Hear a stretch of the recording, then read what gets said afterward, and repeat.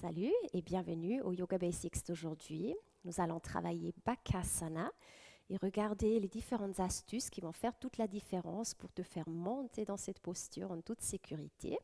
Il y a toujours différents aspects d'une posture et dans celle-ci particulièrement, il y a ce côté psychologique quand on va décoller, on a peur de s'écraser le nez, d'aller dans le vide. Alors on va travailler là-dessus et aussi sur le côté force, souplesse et alignement pour voir quelles sont les différentes étapes à suivre pour arriver à faire cette posture. Alors, je vais te proposer plein de variations avec ou sans outils. Sinon, pour les outils qu'on utilise traditionnellement, c'est les straps.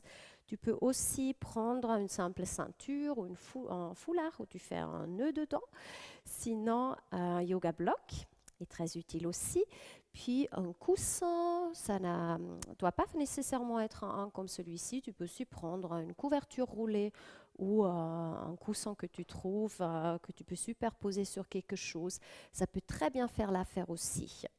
Maintenant, on va passer à l'acte.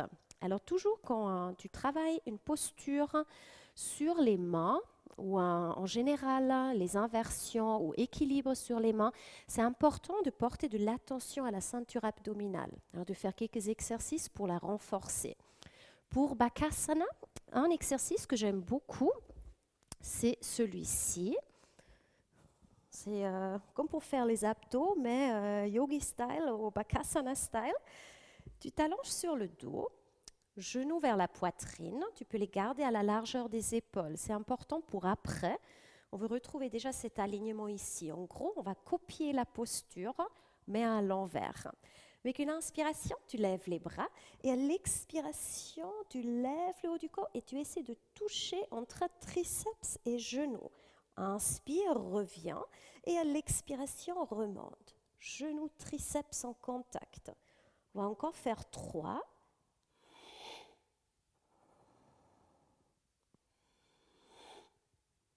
Et un petit dernier. Tu peux revenir, prends quelques instants ici pour relâcher. Tu peux pivoter un peu à gauche, à droite. Puis on retrouve encore une fois le même alignement, mais cette fois-ci, on va rester pour renforcer encore un peu plus au niveau du centre et pour aussi connecter avec cette zone qu'on veut bien engager dans la posture. On inspire ici, à l'expiration, on entre en contact. Le plus bas que tu peux aller sur les triceps, le plus bénéfice pour plus tard. Maintenant, oriente les mains vers le haut, tu peux regarder entre les mains. Ça t'habitue déjà à ce qu'on va faire après dans la vraie posture. Tu peux aussi laisser les orteils se retrouver, les grandes orteils touchent. Prends une respiration ici, tiens bon, serre au niveau du plancher pelvien, contracte les muscles qui tapissent le fond du bassin et reviens ensuite lentement. Là, tu peux relâcher de nouveau quelques instants. Tu peux rouler un peu à gauche, à droite. Alors voilà pour un exercice qui est bien pour préparer à la posture, pour renforcer. Après, il y en a plein d'autres que tu peux faire. Là, je te laisse jouer avec ta créativité. Maintenant, avant qu'on attaque les différentes variations, pour plein de variations pour Bakasana, tu as en fait la possibilité de les reproduire dans la position assise, de déjà retrouver l'alignement. Alors ici, tu veux garder les genoux à la largeur des épaules et tu veux placer les genoux le plus haut possible sur les triceps, voire dans l'aisselle. Alors on essaye ici de descendre. Là, tu peux déjà tester. Est-ce que ça joue pour toi niveau souplesse? Parce que si ça coince ici, ça va être encore plus difficile quand on va dans la posture après. Alors essaye de retrouver ton alignement. Essaye de redresser un peu le dos ici. Les épaules descendent et collent tes bras vraiment bien contre les genoux. Alors, tu crées une petite tension entre genoux et triceps. Tu presses, tu redresses. Imagine que ta nuque veut s'allonger de plus en plus, comme une tortue qui sort la tête de la carapace. Tu redresses, tu engages, main vers l'avant. Et normalement, si tu engages bien ici, ça commence à travailler un peu autour des épaules, autour de la nuque. Maintenant, essaye en même temps de contracter ton plancher pelvien. C'est les muscles qui tapissent le fond du bassin. Tu contractes aussi le bas du ventre, les abdos en dessous du nombril. Tu n'oublies pas de respirer, car imagine si tu ne peux pas respirer fluidement là, comment vas-tu faire dans la posture après? Et relâche. On peut détendre les épaules, viens dans une position assise, entrelace les doigts et ouvre un peu ici. Tu peux aussi lever le regard. Et ensuite, tu peux relâcher. On va chauffer un peu les poignets. Cercle dans un sens. Puis cercle dans l'autre. Ouvre et ferme les mains rapidement. Encore plus rapide. Et encore. Et entrelace les doigts. Et encore une fois, on va tourner. On va accélérer un peu. On veut vraiment chauffer, lubrifier autour des articulations. Et change de sens. Et n'oublie pas de respirer. Et on peut secouer un peu, relâcher. Alors maintenant, première approche de la posture. Ce qui est important pour l'alignement, c'est d'aller à la largeur des épaules et avec les doigts écartés. Toujours quand tu te mets sur tes mains, dans n'importe quelle posture, essaie de créer une grande surface au sol. Là, tu vas avoir plus de force si tu vas comme ça. Alors, tu ouvres les doigts et on veut bien utiliser les premières phalanges. C'est un peu comme si tu veux agripper le tapis. Ça crée comme un effet de ventouse. Imagine que ta main a une grande ventouse, tu agrippes ainsi. Il ne faut pas exagérer, hein, on ne veut pas déclencher des crampes dans les doigts, mais c'est juste pour te donner cette image, pour cet engagement que tu veux avoir, parce que l'équilibre va se jouer là, une fois que tu as décollé sur les mains. Alors tu engages bien les bouts de doigts dans le sol, et en même temps, tu vas sentir que si tu fais ça, ça durcit autour de ton poignet. Alors avec ce mouvement, tu engage les muscles stabilisateurs autour des poignets et ça les protège parce que tout le poids sur les mains, c'est quand même quelque chose pour les poignets. Ils n'ont pas l'habitude de ça. Alors, tu ne veux pas écraser cette zone, mais la garder forte avec cet engagement. Première étape. Maintenant, on va s'approcher le plus possible qu'on peut. Alors, on vient dans une sorte de penché en avant et depuis là, on va lever les talons. Et on essaie de poser les genoux sur les triceps. Ça, c'est la première étape. On transmet le poids vers l'avant. Et ici, on pourrait lever un pied. On commence ainsi. Là, tu es en sécurité. Tu ne peux pas tomber. Ton pied arrière, il est toujours au sol. Reviens lentement. Et fais la même chose de l'autre côté. Tes genoux sont sur les triceps. N'oublie pas de respirer et essaie de garder la mâchoire détendue. Depuis là, tu peux revenir et relâcher quelques instants.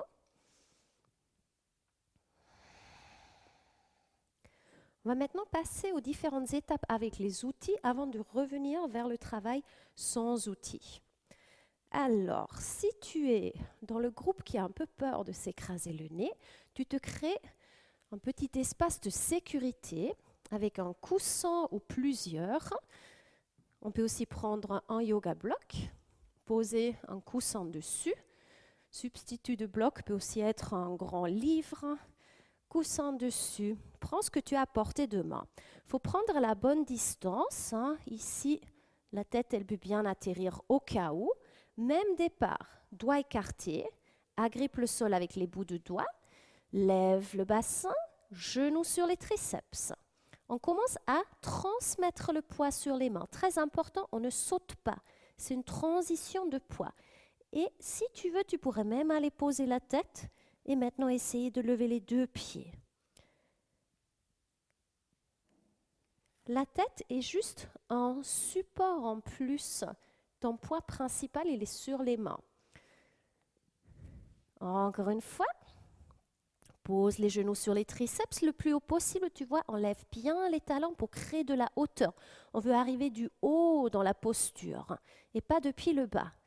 Et tu essayes un pied à la fois ou les deux ensemble selon où tu es. Et au pire du pire, pouf, ça tombe sur le coussin. C'est pas grave.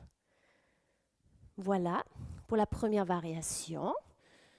Peut-être au bout du moment, tu peux enlever le coussin. Tu pourrais toujours garder le bloc, comme ça tu tombes un peu moins bas. On pourrais le poser ainsi ou à plat. Et pareil, il faut prendre à la bonne distance, pas aller trop près ni trop loin. Et tu essaies de décoller. Tu lèves bien les hanches, genoux sur les triceps et allez hop. Et au pire du pire, le bloc, il est là.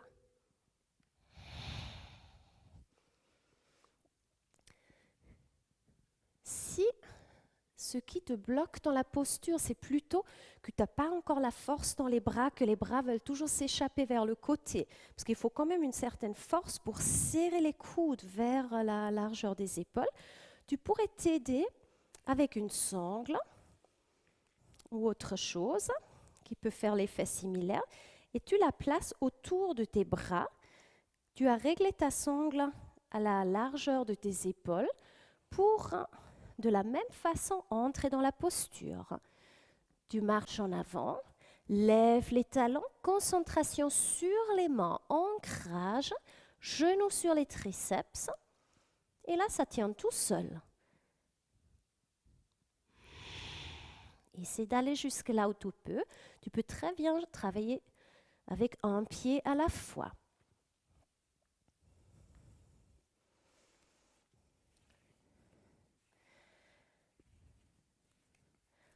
Troisième groupe, où je rencontre parfois des blocages, c'est les gens qui ne peuvent pas assez lever les genoux. Alors là, ça pourrait aider de se poser sur le bloc, alors de se créer un petit plateau de départ. Ainsi, regarde ce qui se passe avec mes genoux, ils montent directement plus haut. Alors, je suis déjà automatiquement plus haut sur les triceps. Pareil, on pose les genoux. Et on essaie d'avancer le poids. On pourrait très bien de nouveau faire un pied à la fois. Et au bout du moment, on peut décoller. On peut aussi très bien combiner ça avec le coussin parce que peut-être maintenant on est plus haut, on a encore plus peur de tomber. Il faut trouver sa propre zone de confort à partir d'où on peut travailler. Maintenant, une fois que ces différentes étapes sont acquises, on va partir à l'affinement de la posture. Alors, une fois que tu as créé ton plateau, il faut d'abord bien plier les coudes pour pouvoir poser les genoux. Et à partir de là, on essaie de créer de plus en plus de hauteur.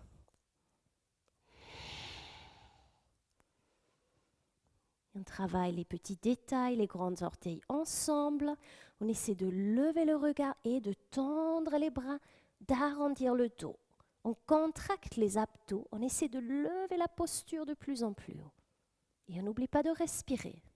Et qui sait, peut-être tu peux continuer avec un vinyasa et l'intégrer dans le flow de ta pratique.